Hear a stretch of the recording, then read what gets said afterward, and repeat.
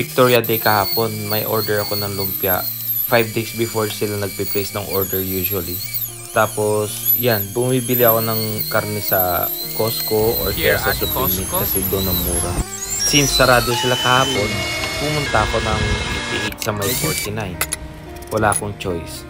Ngayon, piniprep ko lang, tapos dinadaan ko lang sa meat grinder. Tapos haluin na natin with seasoning itlog, breadcrumbs, salt, pepper, coriander, or cilantro. Tapos may mga sibuyas yan, tsaka carrots na rin. Haluin mo na maayos. Saka natin i-prep.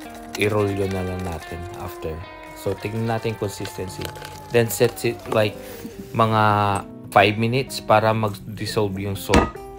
Yun ang diskarte. Kasi pagka hindi mo ni-rest, hindi siya mag-dissolve na maayos yung salt. Pagka may salty na part, mas importante sa akin yan. Haluin ko ulit bago ko siya i-rollo. Ngayon, nagpe-prep na ako ng lumpia wrapper. So, 50 pieces per pack.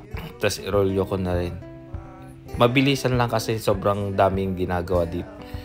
Ang pricing ko kasi dito depende sa cost ko rin ng karne at saka syempre yung time travel mo and then your labor.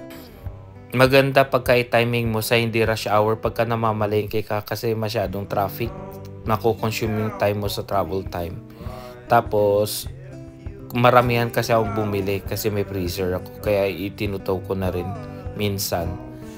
Ang nagawa ko dito sa at least 3 pound na to, 85 pieces. So ang order kasi pagka isang tray 60 pieces tapos may sauce na rin. Bali ang costing ko yata dito around $50 kasi may mantika ka. Tapos, kailangan pagka may order ka nitong mga ganito, kailangan mo talaga ng maraming order para makabawi ka sa mantika. Mahal kasi ang mantika. Tapos, mahal din ang karne. Actually, binigyan ko ng magandang price. Pero usually, pagka bebenta ko to dapat 110 per 60 pieces. Tapos, ginawa ko na rin yung sauce na yan. Yan. Kasi sweet and sour sauce. Tinimplahan ko na rin dyan. Tapos, ang nangyari pa, nagkaroon ng leak yung ito. Yan. Tapos nasunog sa ilalim. Nabutas yung kaldero ko. Sayang. Tapos kaya pala kako naapoy din dun sa kabila dahil nabutas na yung kaldero. Tapos nilipat ko na rin sa maliit na kaldero. Tinanggal ko na rin yung isa. Nilinisan